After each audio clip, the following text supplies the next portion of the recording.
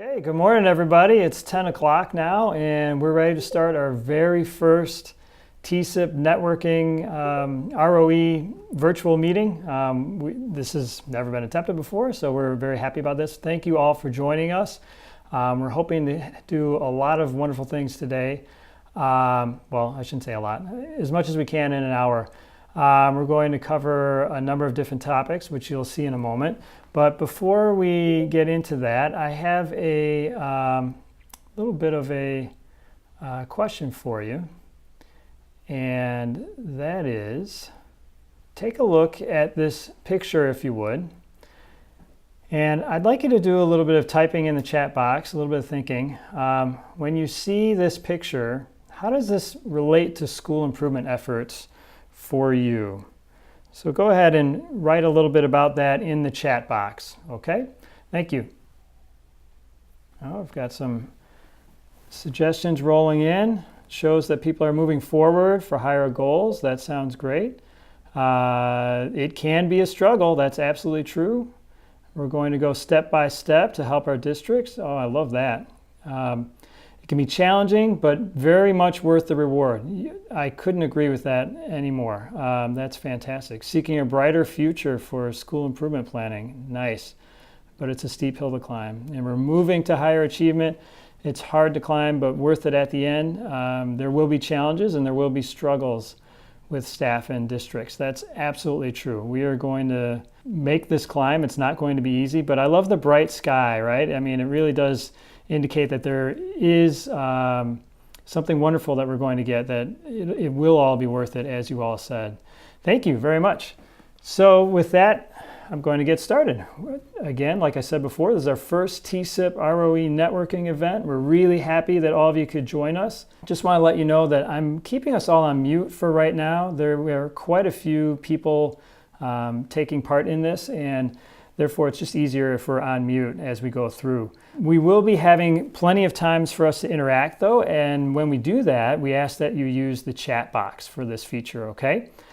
So what is it that we're going to talk about today? Well, first of all, we're going to try to go through some of the latest information on Illinois Empower, including what we heard on the webinar last night. I'm willing to assume that most of you were on that webinar, but maybe you weren't, and we're going to talk through some of that and see what we have to share with you on that. Also, we're going to talk about preparing for the first TSIP training that you're probably planning already. And we'll talk a little bit about reaching out to your districts. This morning, we'll be hearing from Diane Betts, who's the Assistant Director from North Cook, myself, Mike Chernyavsky, I'm the School Improvement Specialist here at West 40, and Anthony Marinello, who's the Director of Programs and Support Services in West Cook. So let's get into this right away. Let's start talking about the latest on Illinois Empower. There's a lot of information that's been coming out related to Illinois Empower.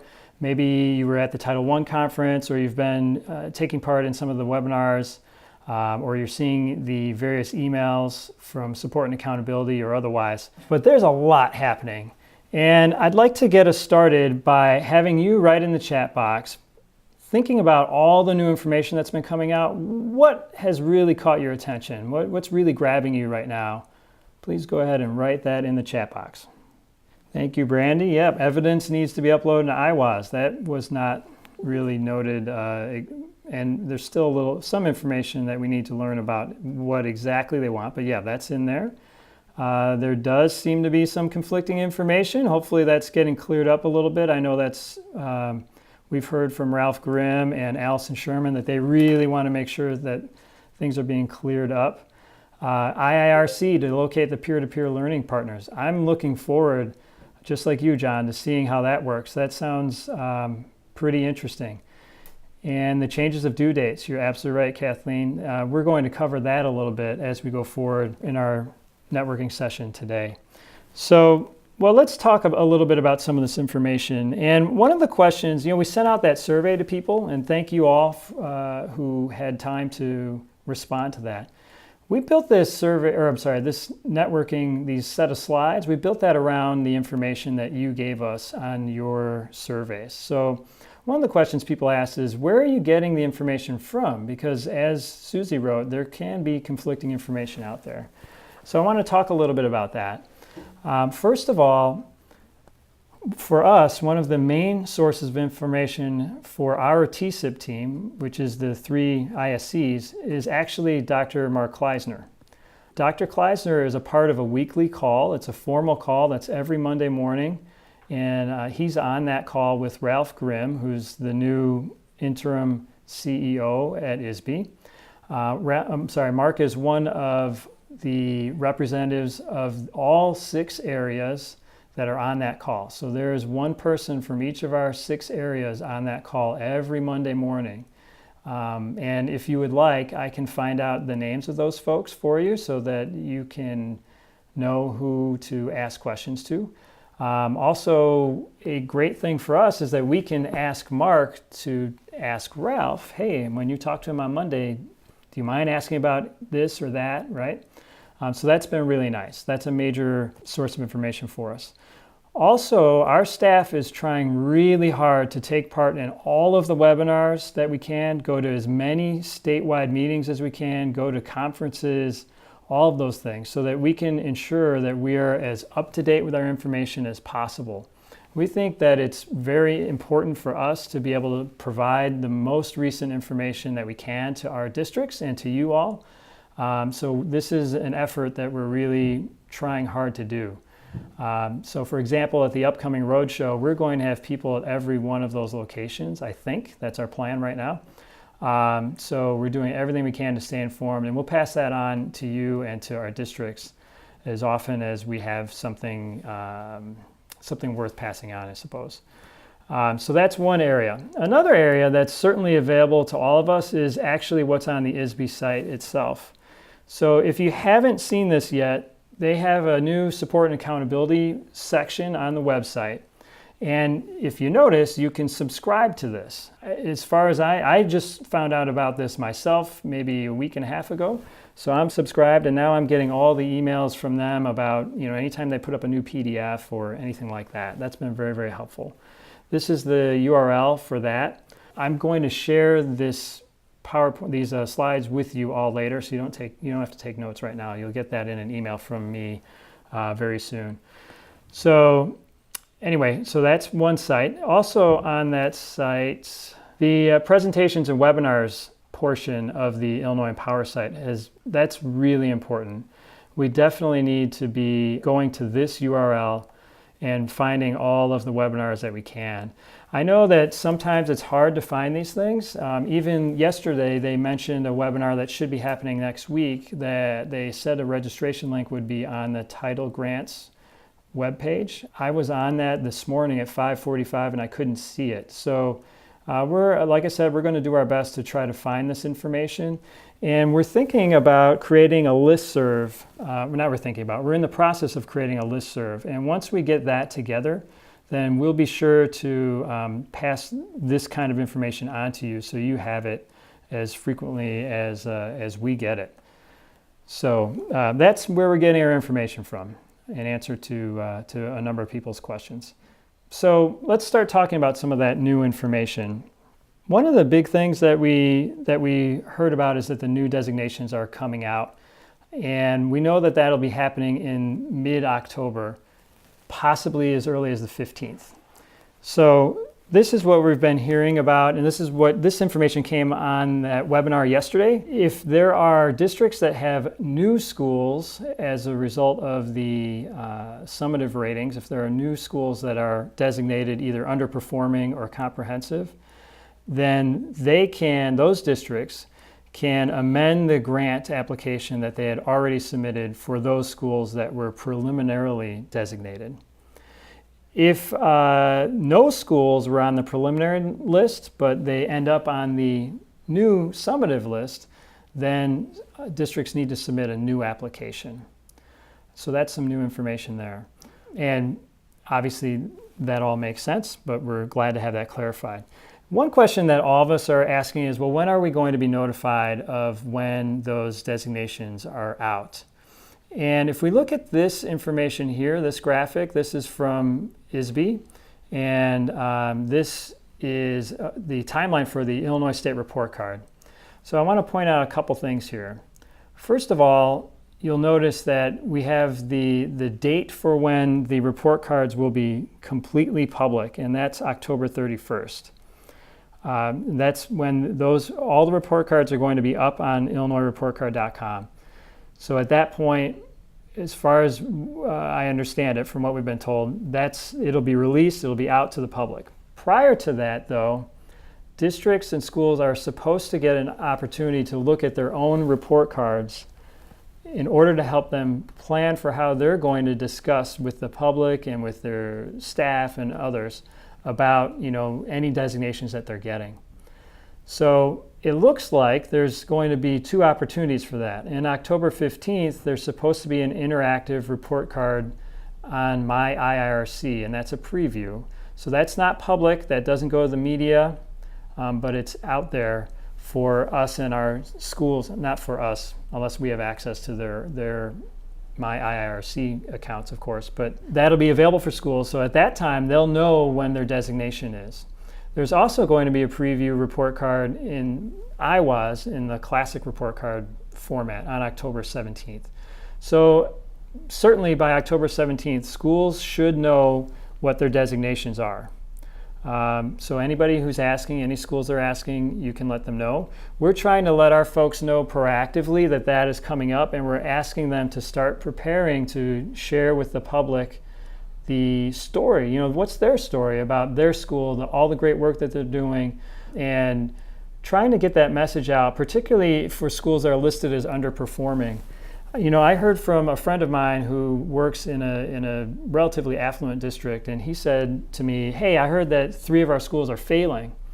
And they're not failing, they're listed as underperforming. And he doesn't understand, just like many people don't understand, that designation doesn't mean that your school is a terrible school. That designation, and we heard this directly from Ralph Grimm in our Vandalia event, that designation only means that we're trying to shine a spotlight on those specific subgroups that need a little extra support, right? It's those 1 or 2 subgroups, maybe 3 that you have in your school that are achieving at or below the lowest 5% of the all students group. And obviously those folks need the help, right? So we need to make sure that we're shining that spotlight, and that's all that it means. It doesn't mean that your school is a bad school. So we're trying to get our districts to talk about that information, or prepare to talk about that information with their stakeholders once it is made public on the 31st. So what is some other new information? Well, last night on the webinar, we heard about the school support managers.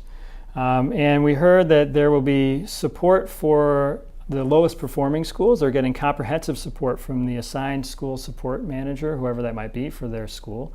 What will that look like? Well, we know that there will be some coaching involved, and we know that these folks will be former school or district administrators.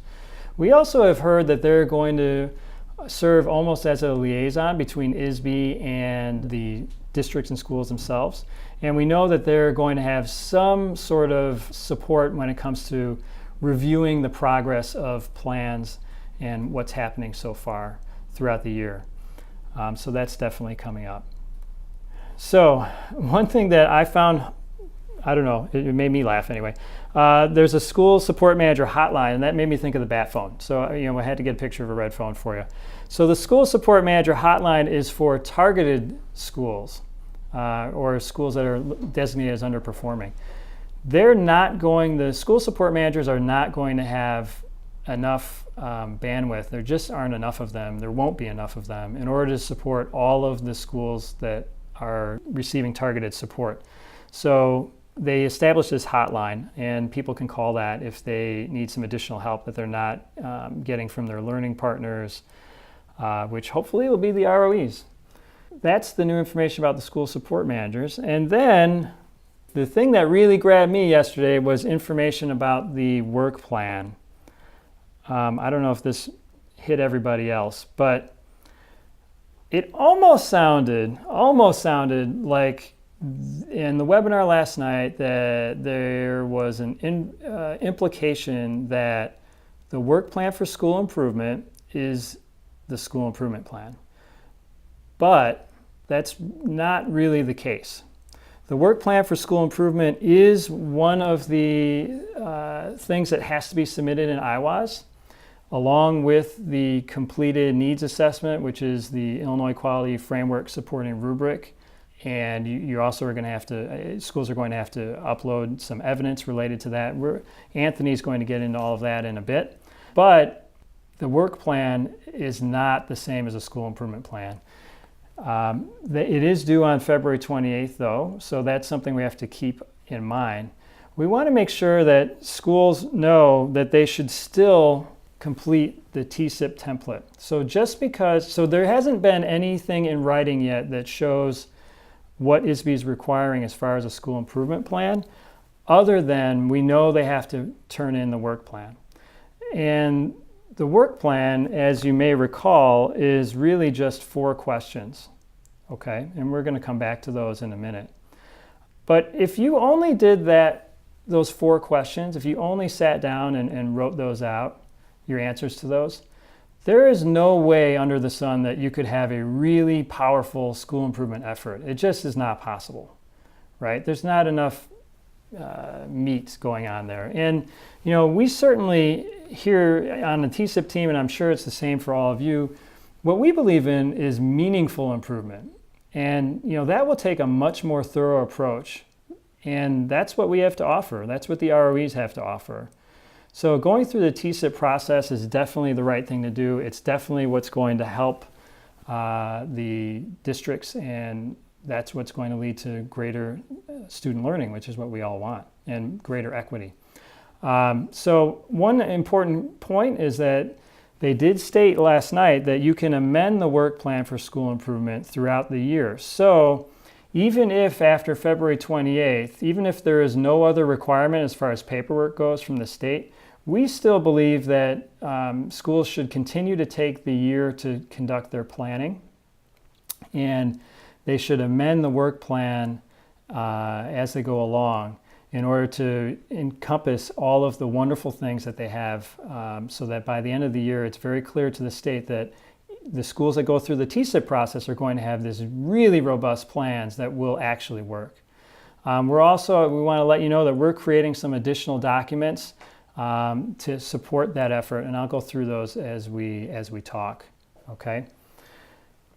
All right, so let's take another look at the work plan, and I just want to go through these 4 questions pretty quickly, and I want to show you how we already have items in our TSIP materials. You already have these in your shared folders that were established for the 3 different Train the Trainer events, okay? So you already have all this information.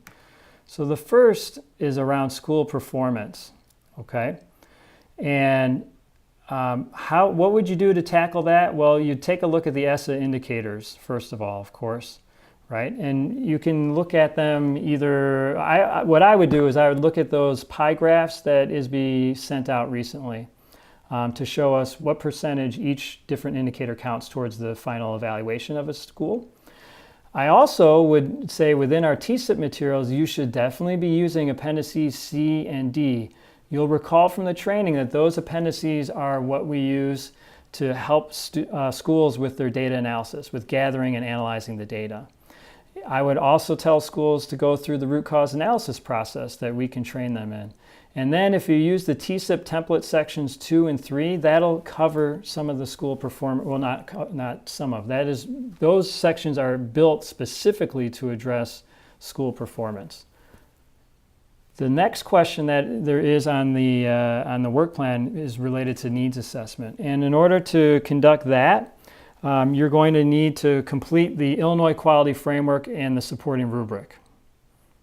And Anthony's going to go through some information about that in just a minute, about how we're supporting our schools with that. We want to let you know that we're creating a document specific to this that schools can use to help capture that information that they have.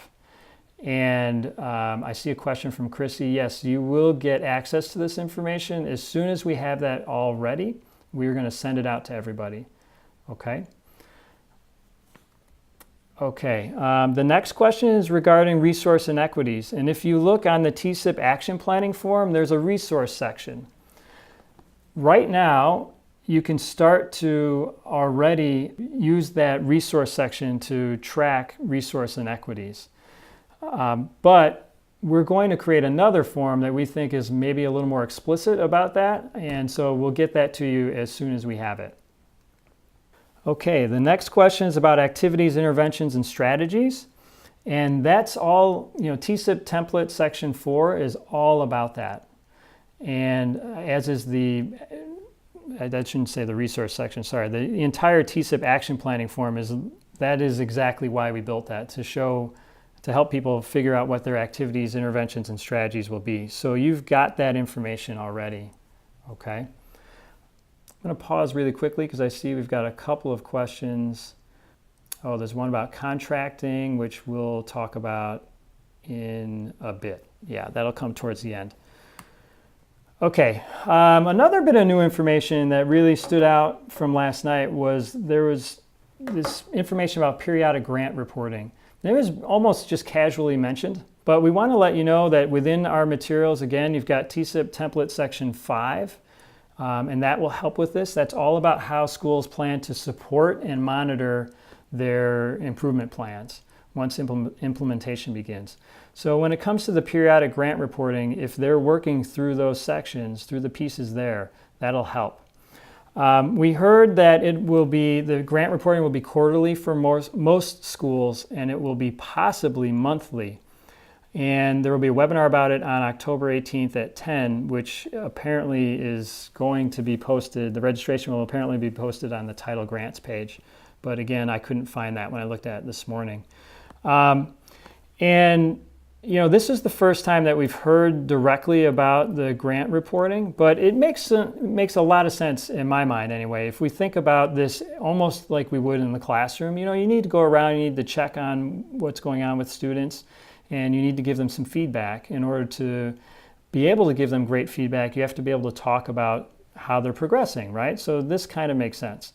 And with that in mind, some schools probably are going to need a little extra support, so they'll probably be monitored more frequently. I did talk to Dr. Kleisner about that this morning, and he said he heard from Allison Sherman that this ISB will determine the frequency, and they're going to, and the frequency will depend on how much support different schools need, and that's really the only intention behind this, apparently. Which is good to know. Okay, another bit of information. Due dates. This is probably, for many of us, this is going to be the most important slide in the whole presentation. First of all, October 31st, report cards are coming out, and on those report cards will be the designations, and then that'll all be public. So again, like we mentioned earlier, please work with your schools on, or at least suggest to them, that they work on how they're going to share that information with the public. The 15th is going to be the due date for when schools need to notify ISB if they're taking a planning year or not. So please remind them of that. November 30th, that's when the application is due in IWAS for schools that are newly identified. And then January 30th, you have to get your needs assessment in. That's the Illinois Quality Framework Supporting Rubric. That's due in IWAS, and remember, it has to be approved by the school board before it can be entered into IWAS. February 28th, the work plan is due. Again, that has to be approved by the board, and learning partners have to be selected by that time as well. Then we were told that June 30th is when the activities for year 1 should end, unless you're doing activities over the summer, in which case you can mark that down in your IWAS application. So those are all the due dates. Whew, a lot of new information. So based on all of that, if you're like me, you're probably thinking, okay, well, what do I need to do right now? What's going to be the best support for my schools and districts? So if you wouldn't mind, please, in the chat box, jot down a couple notes about that. What do you think needs to be done right now? Or what is it that you're going to be working on right now based on this new information? Lori says, watch the webinars. Yep, that's absolutely true. There's all kinds of information. It's hard to make the time, but maybe if we could find a way to spread that out among a number of us and we could take notes, that might be helpful. because there have been a lot of webinars recently. And meeting with our districts and schools, absolutely. Reaching out is very important in one way or another, even if we can't meet with them in person. Completing the quality framework, supporting rubric. Yes, that has to be done. And Anthony's going to talk about a plan that we have for how we're going to help our schools with that. Begin with the understanding the criteria for designations. Yes, that's good, John. We definitely need to know that, and we need to help our schools understand that, and also start planning meetings to go over the Illinois Quality Framework supporting rubric. And then Angie writes, already working with schools on reviewing the Illinois Quality Framework and supporting rubric. That's great. And working on communication plans. That's great. Good. Okay, so with that information, that's a great segue. Why don't we go into the Illinois Quality Framework, and I'm going to turn things over to Anthony. Thanks, Mike. Now we're going to take a look at the Illinois Quality Framework, which I'm going to refer to from here on out as the IQF and the tool that accompanies it. It wouldn't be unheard of to hear from a school or district that, I completed this IBAM rubric or IQF last night or within a week or something. We want to give it more credit than that, and I'm going to explain to you how we did that on this team. So what I want to do is just prime your brains for the conversation about the IQF that you'll be having with the districts you serve. We feel it's important to understand that the quality framework serves as the base for all school improvement efforts for years to come. We want you to think of the entire process like the steps it takes to build a house, right? And also note that no homes are built overnight. Think of the quality framework as the foundation upon which you're going to construct your home. If it's not strong, if it's not void of cracks, it's not conducive for the best possible product to be built upon. Next comes the rough framing of the house. This is the work plan. It's a general overview of what a school will do to remedy what is categorized them as lowest performing or underperforming. What comes next is the plumbing, the electrical, the insulation, etc. This is the TSIP. This is what turns the house into a home. Finally, we have the activities implemented, which are all the options put into a home to maximize its appeal and its function. So like a home, this process, under careful guidance and with appropriate lines of communication, serves as the vehicle for continuous and sustained improvement, not just function. When completed with fidelity from start to finish, the school improvement process will not be a flash in the pan or just sit on a shelf to collect dust. So you may be asking yourself, what exactly is the IQF? In short, or simply put, the quality framework is the document formerly known as the IBAM rubric. While the language has changed, its purpose has not. I hope you got that. I worked hard on that one. We found that the language that's most receptive to the districts in stressing the importance of the quality framework is that it's the foundation for creating the school improvement plan, like I just said. Essentially, we look at it as the global vision that will evolve into a narrow focus. Keep in mind that Illinois' plan to address ESSA did not originally require the IBAM rubric. Now it's required for both underperforming and targeted schools. A conversation that routinely comes up is the label of schools receiving targeted and comprehensive support, which Mike addressed earlier. Something we do talk about addressing that is the example of an exemplary school. And if you look at that school, all it takes is one of their subgroups totaling 20 or more students to fall below that all student group of the lowest performing, and you have an underperforming school then. So we attempt to refocus their anxieties into looking at the process is basically a tremendous opportunity to make some really positive and sustained changes. Again, the quality framework provides the basis for continuous improvement for all schools. It includes the evaluation rubric, which there should be a distinction made between that and the IQF, which we'll talk about in a minute here.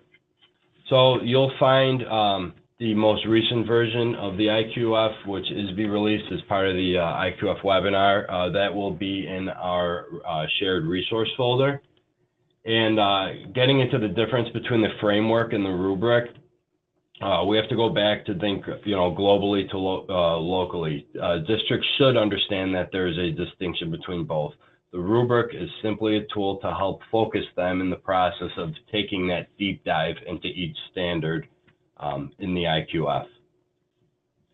It was probably quite a lot to digest right there, so let's take a moment and answer the question, what plans do you have for supporting schools with the Illinois Quality Framework? If you could please submit those in the chat box. We trained everyone on each standard and evidence. Good. So let's move on, and we'll talk about a model that we've created in supporting those districts and getting those trainings done. Like I said earlier, they may be requesting the support already. So think of offering a separate session on this. Our model was broken down into 3 parts. There was 2 half-day sessions, and then we offer a check-in in between.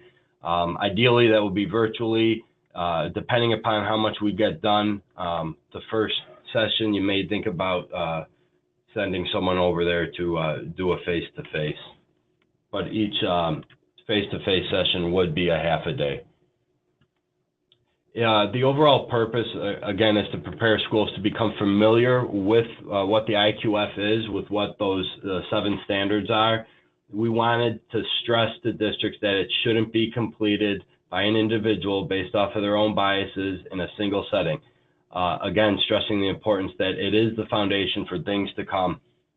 So for our first session, the ultimate goal was to become familiar with each component so that schools can go back, they can assemble the appropriate teams, collect appropriate evidence to support their contentions. We started by giving a brief overview of ESSA and the designation similar to what we did in the trainer of trainers, and then began our deep dive into the standards, its indicators, as well as levels of performance. Again, there's many models you can follow. You don't have to do the 2 half days. I do think it worked nicely, especially when considering the unique needs of each school served. What is displayed here is an example of what we provided. It's not what you should do, but what you can do. After a brief overview of the summative designation system and the preliminary priming activity, similar to the house building example I gave above, the first major activity was a jigsaw. So we broke the room down into groups. Each group spent time examining one of the standards, and they synthesized that standard, its indicators, and each level of performance. I know that sounds like a lot. We did have Jill model that, so we took one of those standards away from them. She modeled what that looked like, and I think that was really imperative in creating efficiency for the remainder of that training. What groups did after that was then carousel and examine each standard that had already been synthesized for them by another group, and then added their own thoughts, their burning questions, and submitted examples of evidence. After that was done, we debriefed, we talked about each standard, and then introduced an action plan that would help districts come up with the important next steps, such as logistics, exemplars, etc., just to complete that rubric. Again, there was a break after the first half day. We offer a check-in either virtually or in person if needed. The second day, we allow districts to share their completed rubric, communicate the results, their findings. They're going to discuss how the results affected their school improvement planning, the strengths, what needed to be developed, enhanced, etc. And then also how to implement the rubric into IWAS. So again, that's just a model. It's not what you should do, but what you can do. You're going to create it based off of your own unique needs for the schools that you serve. With that being said, I want you to answer this question in the chat box, if you will. What support can you provide to districts to ensure a smooth transition from completing the IQF to, starting the TSIP process? So I'm going to turn it over now to Diane Betts, who is going to talk about prepping for the TSIP initial training. Good morning, everyone. as your head is probably swimming right now in terms of some of the logistics of scheduling all of this work with your schools and districts, you know, between the thinking about the dates that the schools will hear their information and the due dates, the whole concept of the logistics of scheduling this is probably something that's first and foremost in your mind. We've also been on the TSIP team, the 3 ISCs, been thinking about that as well. We started out thinking that we'd get started right away into TSIP training, but then have really kind of taken a step back and decided to be focusing right now on reaching out to our schools and helping them to think about completing the Illinois Quality Framework. That will, as Anthony has so clearly, said, that will really provide a great foundation for the schools to help them go further with their total school improvement planning process. So as you're kind of thinking about this, you might be thinking about, okay, they're going to hear their designations in late October, and they will be thinking of, okay, now I have these schools that I need to do. So, you could be reaching out now in October to be helping your schools with the Illinois Quality Framework and starting to schedule perhaps some work with them for November to begin that TSIP training. Again, a lot's going to depend in your particular area, in your ROE office, how to group schools and schedule those schools for either the Illinois Quality Framework work or the initial TSIP training work. You might find that you want to be thinking of scheduling schools, that are geographically located close together, or that are perhaps have all your high schools be working together as part of a cohort team. Perhaps your middle schools being a cohort team. Or another concept that we've heard, discussed as well is the idea of grouping like underperforming subgroup teams together. So if there are several schools that perhaps have ELL populations that are their targeted subgroups, perhaps having them work together through this process. So this is going to vary for you, but I think it's important at this point in time to be thinking about how you might be starting to really put some dates on the schedules, reaching out to your schools, and starting to get this work planned for. If you think about our basic model, our basic TSIP model, it includes a half day for that initial training in which we really go into the data analysis and root cause analysis with the teams, help them to understand that. Then they have there's some homework to really do that on their own. We bring them back together for a full day to review their homework and start the SMART goals, developing their SMART goals and their action plans, and then follow that up with another half day of really helping them to think about how do they support the implementation so that this isn't just a plan that gets put on paper and put on a shelf, but really gets acted upon and makes a difference for students in the end.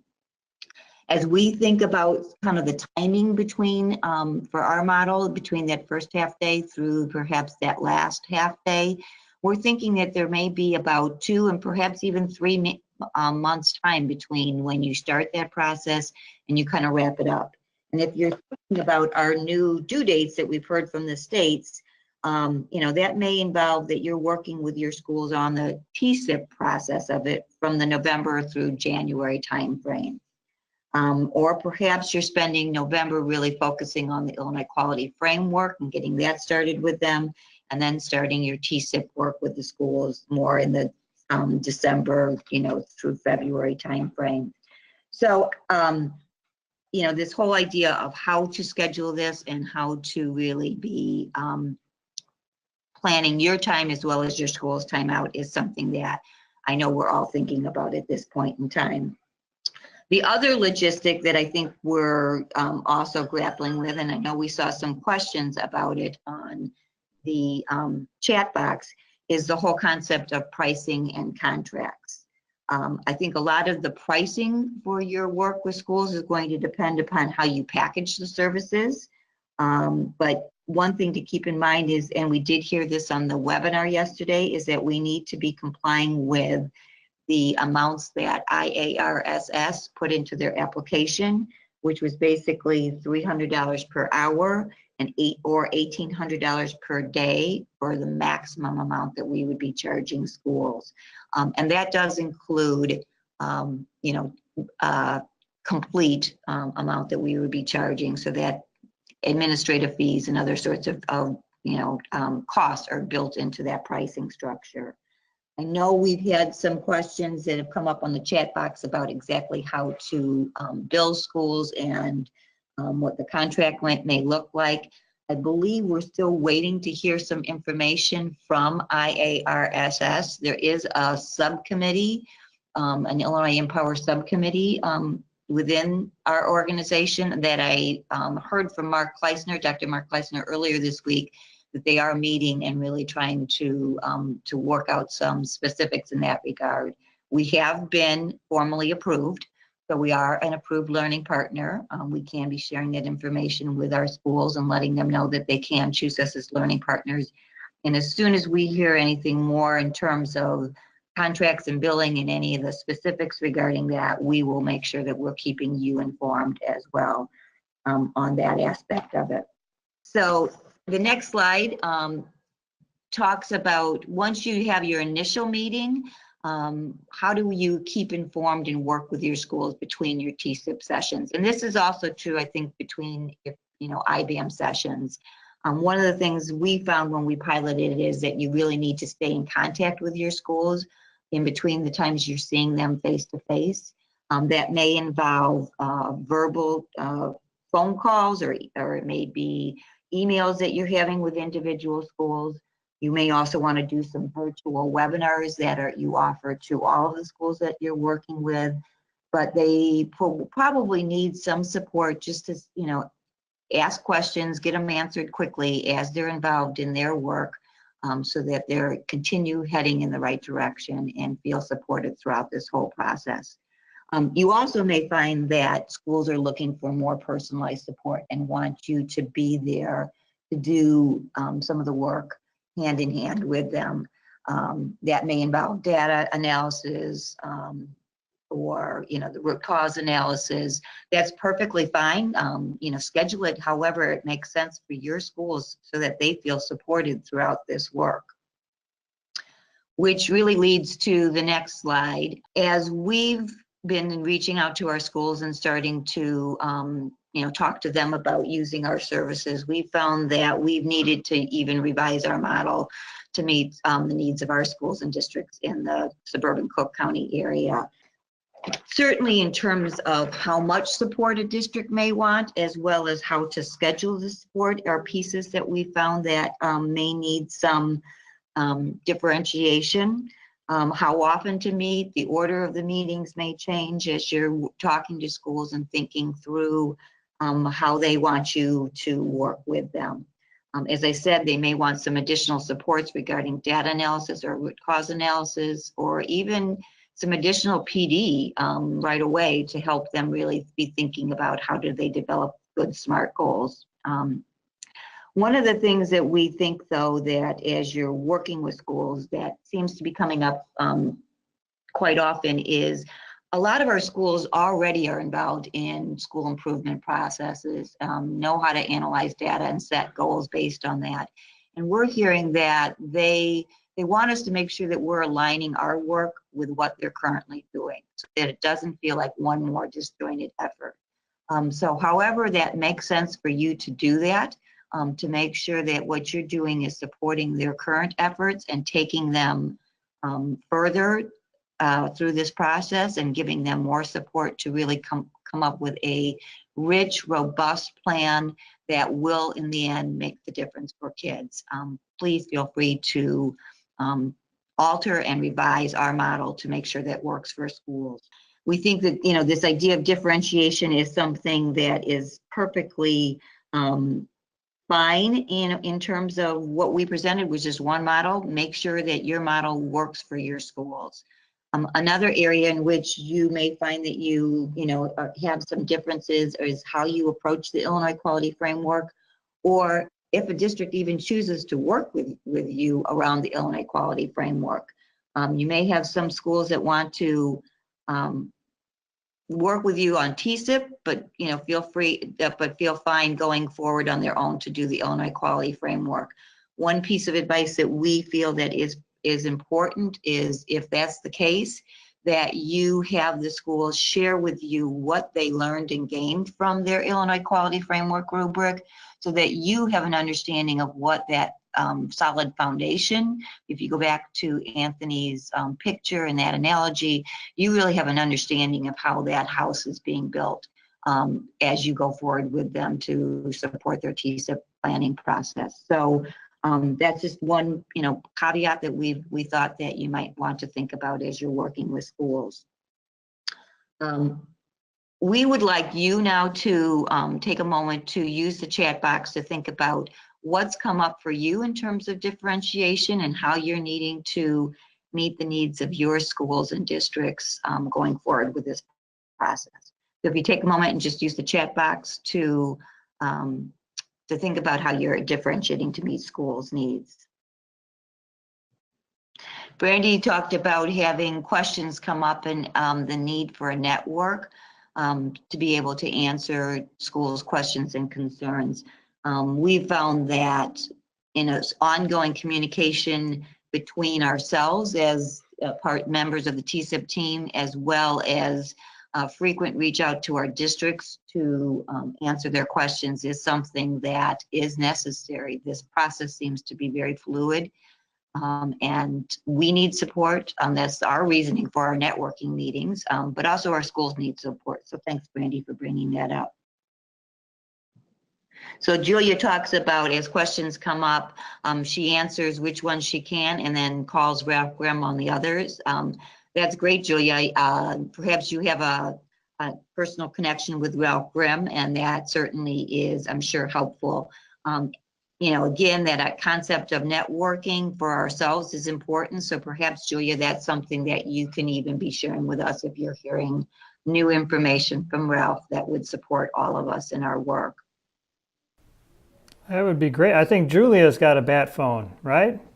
Yeah. Yeah. Okay, why don't we talk a little bit about reaching out to districts. I'm going to go through this relatively quickly, but this was another one of those areas that when people responded to the survey that they said they wanted some help with. So we just have a couple of slides here, and we want to hear mostly from you all about the things that you're doing. And it sounds like there, when I'm reading through the chat box, it looks like there are quite a few things happening already, and I'd love to hear more. So here's what we've been doing so far when it comes to getting the word out. We've been sending out school letters or letters to schools and to districts, and we are going to put some samples in our shared resource folder for you all. But we're sending out letters about all kinds of things. So for example, there's a letter that has just gone out about, South Cook had sent it actually a few weeks back about the Illinois Quality Framework and supporting rubric and the training that they're doing for that work. And within 24 hours, they had filled, I think, maybe 2 full sessions worth of people. And I don't know if you've been to their space, but they have a very large training area. So they were able to fill all of that, as I recall, in just 24 hours just by sending out that letter. We're also handing out flyers when we go to events, and we could put a sample of that, if you'd like, in our resource folder. As you've seen before, we've talked about before, we have a tsipillinois.org website. We're trying to point people to that. We're connecting what we do with other professional learning sessions that are happening. So, for example, here at West 40, just the other day, we had a curriculum cafe meeting with curriculum directors and building administrators. And so when we have meetings like that, we try to connect those folks with our TSIP work as well. We're making calls directly to districts and reaching out to them about the support that we can have and trying to meet with them. And then we're also putting on informational webinars. We're going to try to continue to do more of that. We did that with the IWAS application, and we're going to we're thinking right now that we're going to create one related to the work plan. We want to get a little more information, a little more clarity on the expectations from ISB before we start really putting that together. But that's the kind of thing that we have in mind. How about you all? What are some of the things that you're doing? I see Hallie has already sent that, her office has sent out some letters to targeted schools, which is great. I think that's very important. You invited them to your ESSA support group meeting. I love that we have to have support groups for ESSA. That's great. Julia did the same. Thank you for that. Hallie, you want a modifiable flyer. The flyers that we have are PDFs, and if you open them up in Acrobat, you can make modifications to them just using Adobe Acrobat. Okay. Brandy shares that they have monthly meetings and they have newsletters. That's very, very good stuff too. And Brandy, I'm assuming you're sending those to superintendents, probably to principals as well, which is wonderful. Those are all good things to do to reach out. If anybody has other ideas, please feel free to share them, whether it's in the chat box now or maybe by email later. This is, again, we're very excited about the possibility of, the potential that these virtual networking meetings have for all of us. We're very excited that we're going to be able to learn from all of you and help each other along the way. So this is good stuff. So like I said, we're going to create this shared folder and we're going to make that available as soon as possible. And what we're hoping to put in that shared folder is all that kind of stuff that we just talked about. We're going to put in things like checklist. We heard from Lori Loving a little bit ago, and she has this checklist that she's giving to schools about the things that they need to get done with timelines. So we want to put things like that in there. Angie Garza had this really nice calendar related to TSIP support that she's providing to her district. So we want to put things like that up there. Sample emails, anything that you have, we'd like to share that across the state so that people can get good models of things that are working. And then, as I mentioned earlier, we're in the process of creating a listserv. As soon as we get that up and running, of course, you will get an email notification about that. And then our intention is whenever something new comes up, we can put something out on the listserv. So as soon as, for example, if I ever find out where this registration link is for the webinar next week, that would go up on the listserv. Okay, so that's the kind of stuff that we want to put out for everybody and make sure that we're sharing.